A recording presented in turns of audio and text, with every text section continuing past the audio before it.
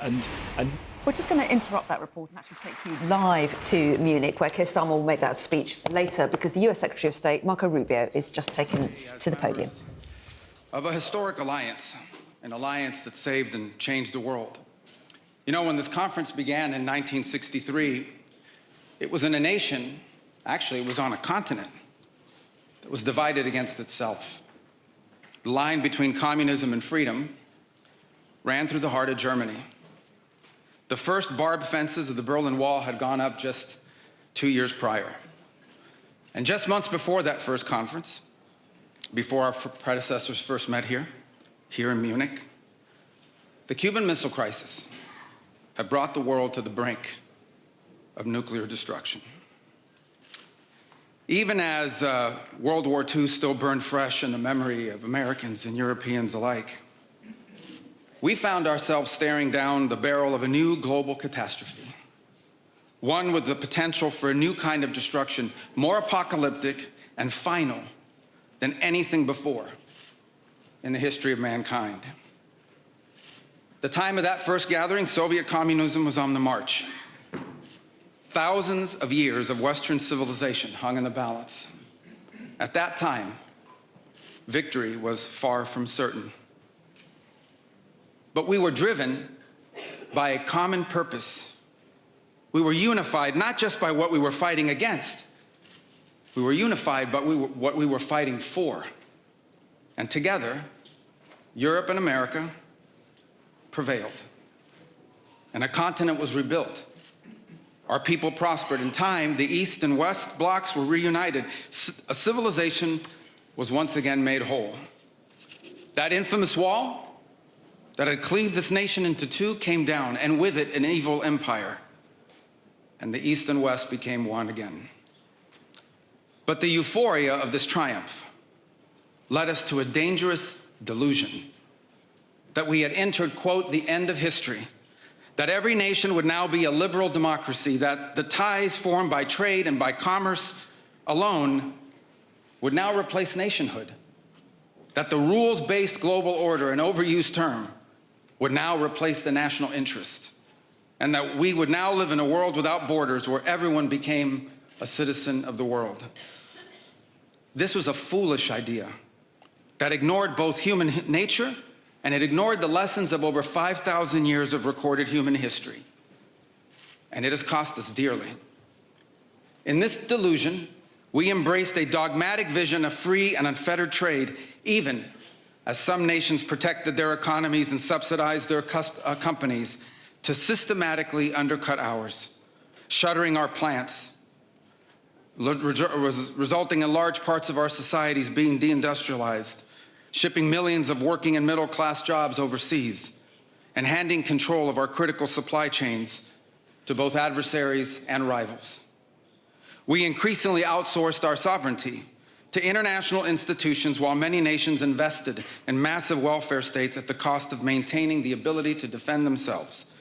This, even as other countries have invested in the most rapid military buildup in all of human history and have not hesitated to use hard power to pursue their own interests. To appease a climate cult, we have imposed energy policies on ourselves that are impoverishing our people, even as our competitors exploit oil and coal and natural gas and anything else, not just to power their economies, but to use as leverage against our own. And in a pursuit of a world without borders, we opened our doors to an unprecedented wave of mass migration that threatens the cohesion of our societies, the continuity of our culture, and the future of our people.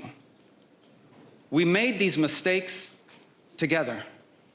And now, together, we owe it to our people to face those facts and to move forward, to rebuild. Under President Trump, the United States of America will once again take on the task of renewal and restoration, driven by a vision of a future as proud, as sovereign, and as vital as our civilization's past. And while we are prepared, if necessary, to do this alone, it is our preference and it is our hope to do this together with you, our friends here in Europe. For the United States and Europe, we belong together. America was founded 250 years ago, but the roots began here on this continent long before. The men who settled and built the nation of my birth arrived on our shores carrying the memories and the traditions and the Christian faith of their ancestors as a sacred inheritance, an unbreakable link between the old world and the new. We are part of one civilization, Western civilization. We are bound to one another by the deepest bonds that nations could share, forged by centuries of shared history, Christian faith, culture, heritage, language, ancestry, and the sacrifices our forefathers made together for the common civilization to which we have fallen heir. And so this is why we Americans may sometimes come off as a little direct and urgent in our counsel. This is why President Trump demands seriousness and reciprocity from our friends here in Europe. The reason why, my friends, is because we care deeply. We care deeply about your future and ours. And if at times we disagree, our disagreements come from our profound sense of concern about a Europe with which we are connected, not just economically, not just militarily. We are connected spiritually, and we are connected culturally. We want Europe to be strong. We believe that Europe must survive. Because the two great wars of the last century serve for us as history's constant reminder that ultimately our destiny is and will always be intertwined with yours. Because we know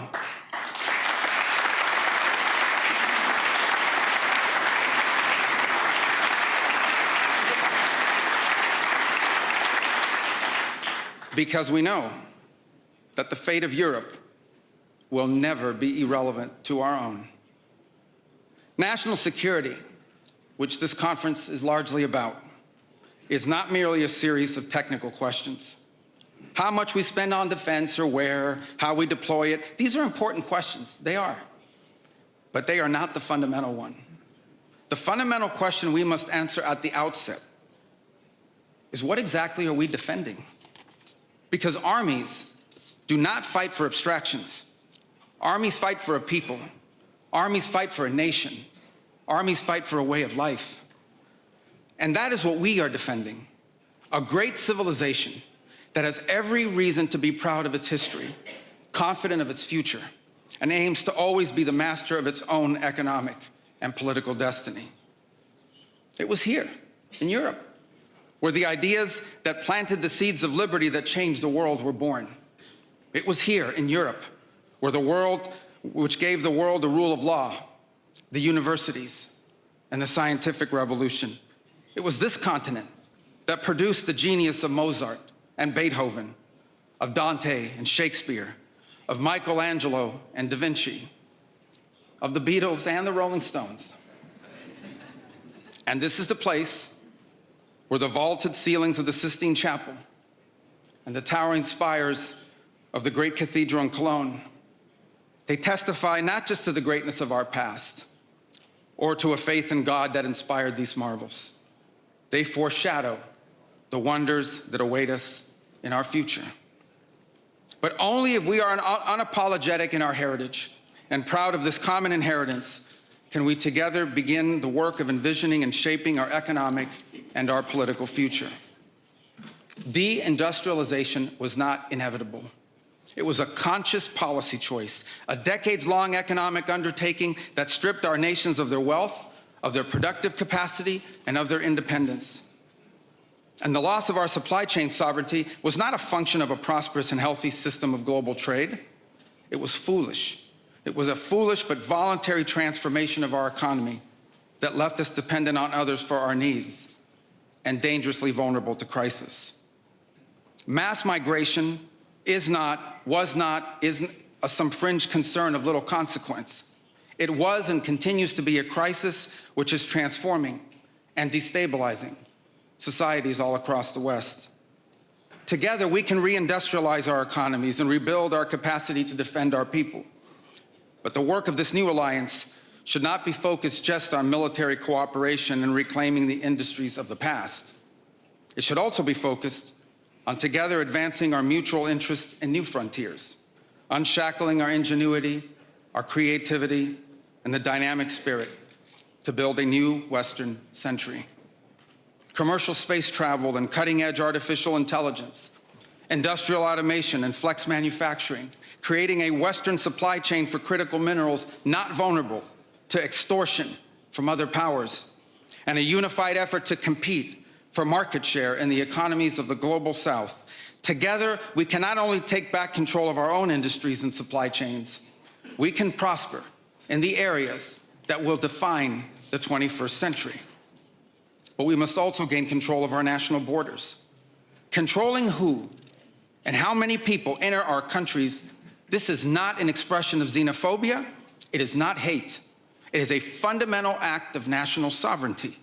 And the failure to do so is not just an abdication of one of our most basic duties owed to our people. It is an urgent threat to the fabric of our societies and the survival of our civilization itself. And finally, we can no longer place the so-called global order above the vital interests of our people and our nations. We do not need to abandon the system of international cooperation we authored, and we don't need to dismantle the global institutions of the old order that together we built. But these must be reformed. These must be rebuilt. For example, the United Nations still has tremendous potential to be a tool for good in the world. But we cannot ignore that today, on the most pressing matters before us, it has no answers and has played virtually no role. It could not solve the war in Gaza. Instead, it was American leadership that freed captives from barbarians and brought about a fragile truce. It has not solved the war in Ukraine. It took American leadership in partnership with many of the countries here today just to bring the two sides to the table in search of a still elusive peace. It was powerless to constrain the nuclear program of radical Shia clerics in Tehran. That required 14 bombs dropped with precision from American B-2 bombers. And it was unable to address the threat to our security from a narco-terrorist dictator in Venezuela. Instead, it took American special forces to bring this fugitive to justice. In a perfect world, all of these problems and more would be solved by diplomats and strongly worded resolutions. But we do not live in a perfect world. And we cannot continue to allow those who blatantly and openly threaten our citizens and endanger our global stability to shield themselves behind abstractions of international law which they themselves routinely violate. This is the path that President Trump and the United States has embarked upon. It is the path we ask you here in Europe to join us on. It is a path we have walked together before and hope to walk together again. For 5 centuries, before the end of the Second World War, the West had been expanding. Its missionaries, its pilgrims, its soldiers, its explorers pouring out from its shores to cross oceans, settle new continents, build vast empires extending out across the globe. But in 1945, for the first time since the age of Columbus, it was contracting. Europe was in ruins. Half of it lived behind an iron curtain, and the rest looked like it would soon follow.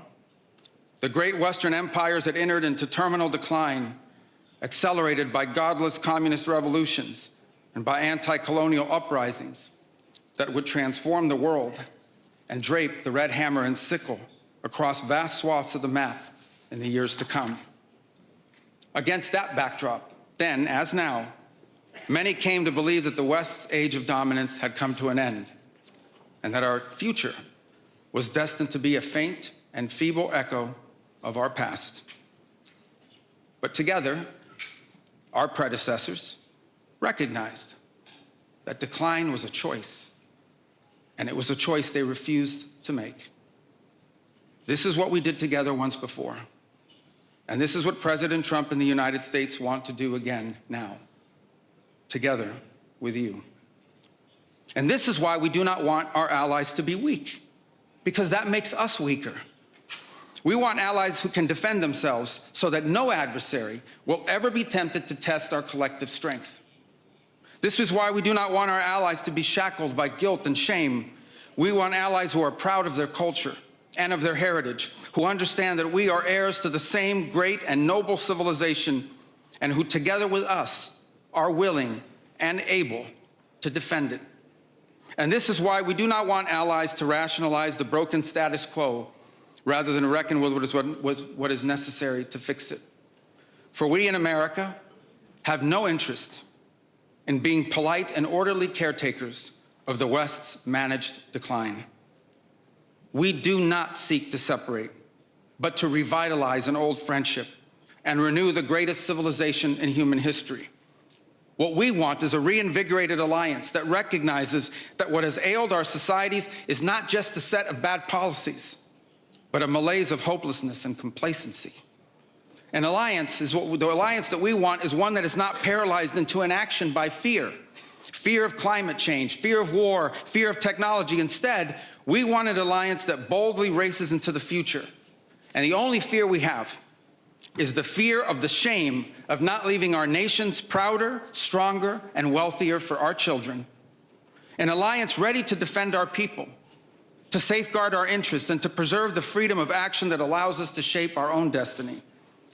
Not one that exists to operate a global welfare state and atone for the purported sins of past generations.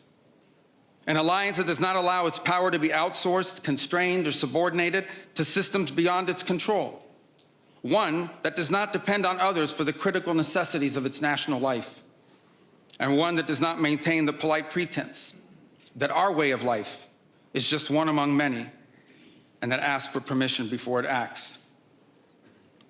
And above all, an alliance based on the recognition that we, the West, have inherited together. What we have inherited together is something that is unique and distinctive and irreplaceable, because this, after all, is the very foundation of the transatlantic bond. Acting together in this way, we will not just help recover a sane foreign policy, it will restore to us a clearer sense of ourselves. It will restore a place in the world. And in so doing, it will rebuke and deter the forces of civilizational erasure that today menace both America and Europe alike. So in a time of headlines heralding the end of the transatlantic era, let it be known and clear to all that this is neither our goal nor our wish. Because for us Americans, our home may be in the Western Hemisphere, but we will always be a child of Europe.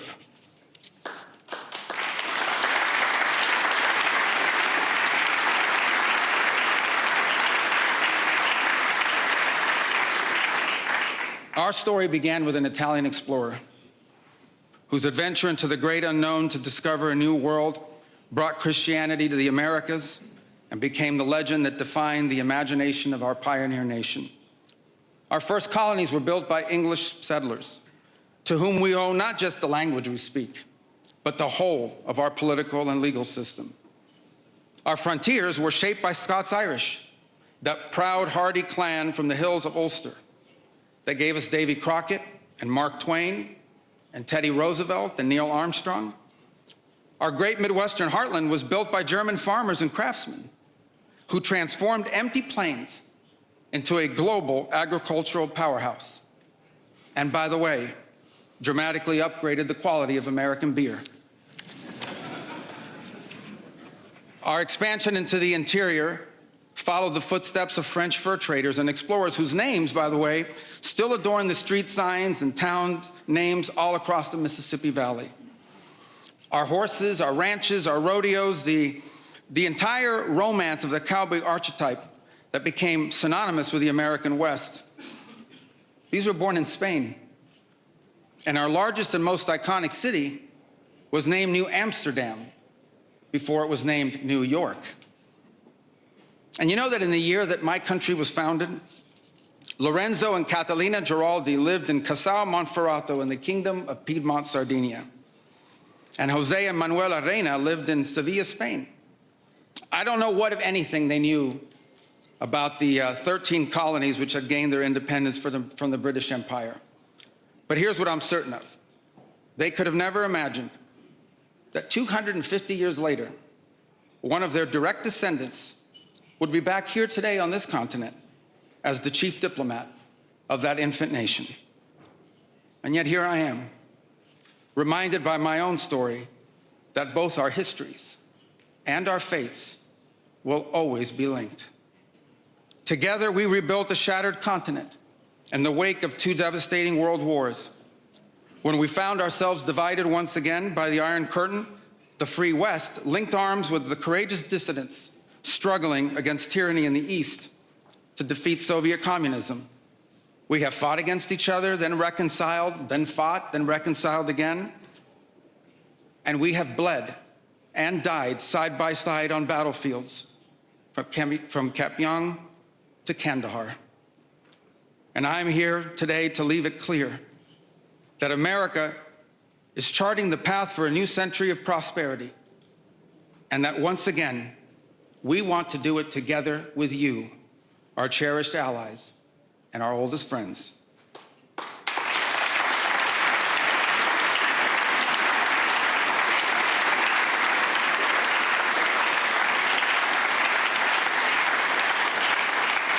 We want to do it together with you, with a Europe that is proud of its heritage and of its history, with a Europe that has the spirit of creation and liberty that sent ships out into uncharted seas and birthed our civilization, with a Europe that has the means to defend itself and the will to survive.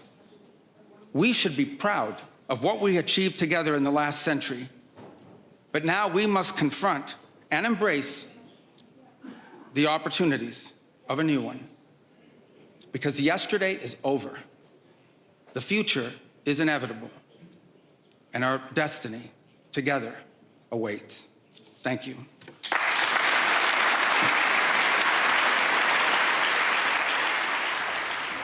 So the US Secretary of State Marco Rubio there speaking to that audience at the Munich Security Conference, laying out a message of working together with Europe in the future. He talked about the aftermath of the Second World War. He's talked about a dangerous delusion where people believe that the rules-based global order would replace national interests. He said that was foolish, and he laid out various reasons why he thought that was the case. And he said that under Donald Trump, the US would take on the task of restoration. He said that they were prepared to do that alone if necessary, but their preference was to do it together with Europe. And he said, we belong together, which got a bit of a round of applause there.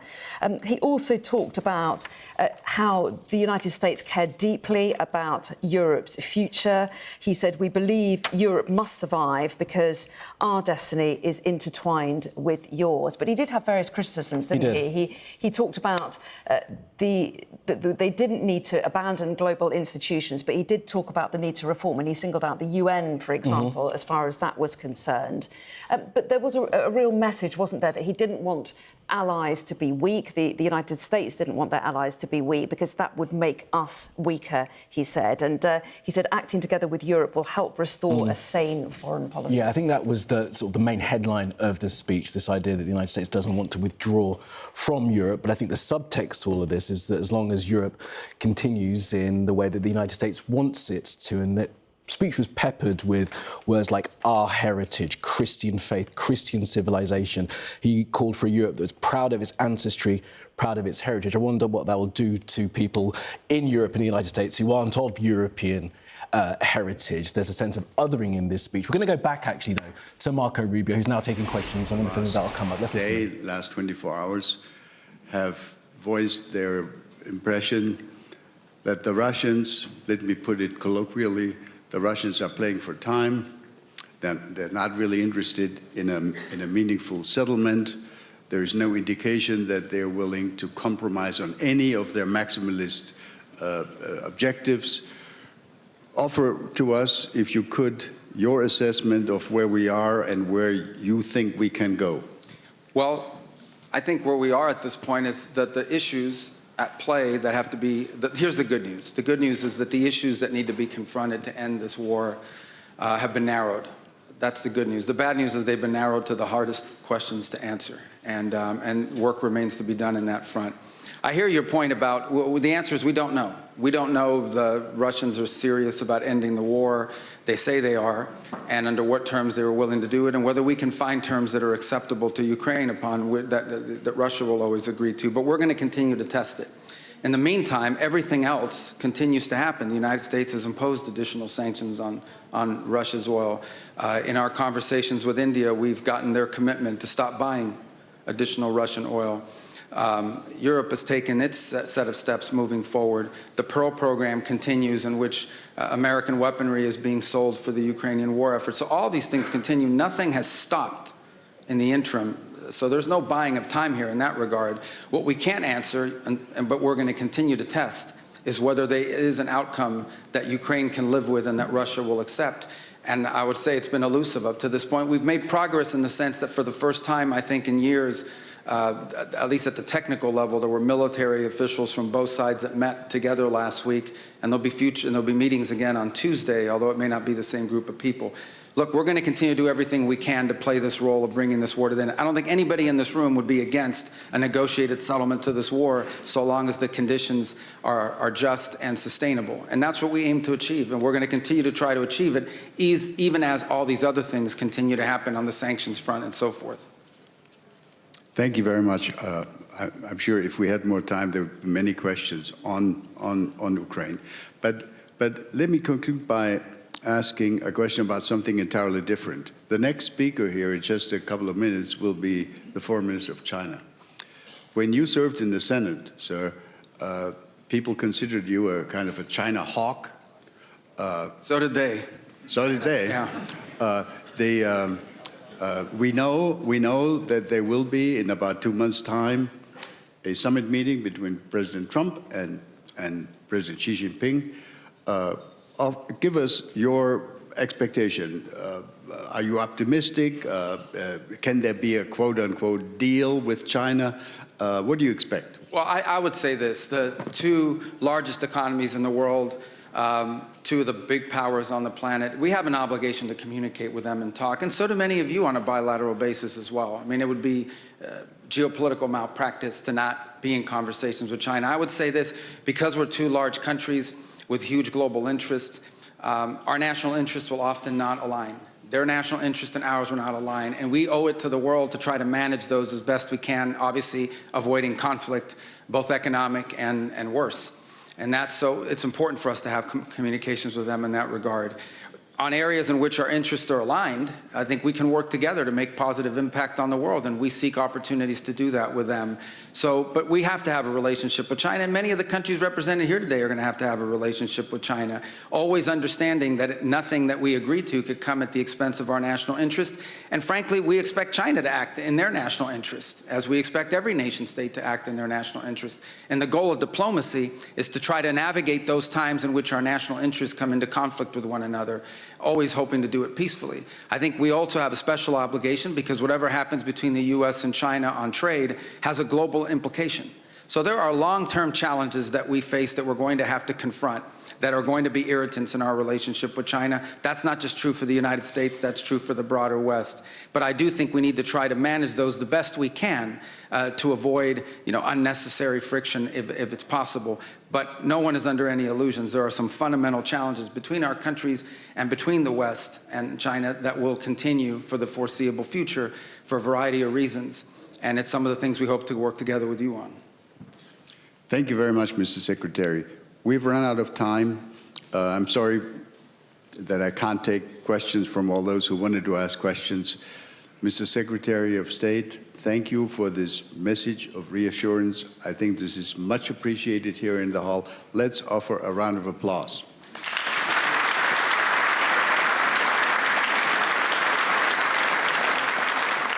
That was Marco Rubio. Taking a few questions from the chair of the Munich Security Conference, Wolfgang Ischinger, saying that, quite importantly, actually, when it comes to the Russian invasion of Ukraine, Rubio claiming that they don't know if the Russians are serious about ending the war in Ukraine. Of course, Russia has continued to bomb while Ukraine has said that it is willing to accept a ceasefire if one is on offer. The Ukrainians, of course, wanting to come to some kind of agreement that would end Russia's invasion. Just to go back to what we were saying about his speech as well, I think that is going to go down as quite a seismic speech made by the US Secretary of State. Last year, we had J.D. Vance, the US Vice President, excoriating Europe for what he saw as stepping away from Western values. Marco Rubio doubling down on that idea that the United States will be with Europe as long as Europe continues to maintain what he says are these Western values, this idea of Western civilization, talking about mass migration being a crisis, destabilising societies, saying that's not an expression of xenophobia.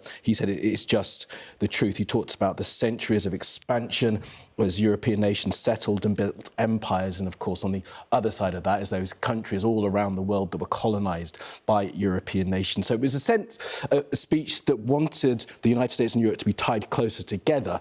But there was, through the heart of it, a lot of talk about our Western civilization and Christian faith. And, of course, there are many people in Europe and the United States who are not of European heritage who will hear words like that from Marco Rubio, the US Secretary of State, and be concerned that they are being othered, separated from whatever future the US wants with Europe going forward.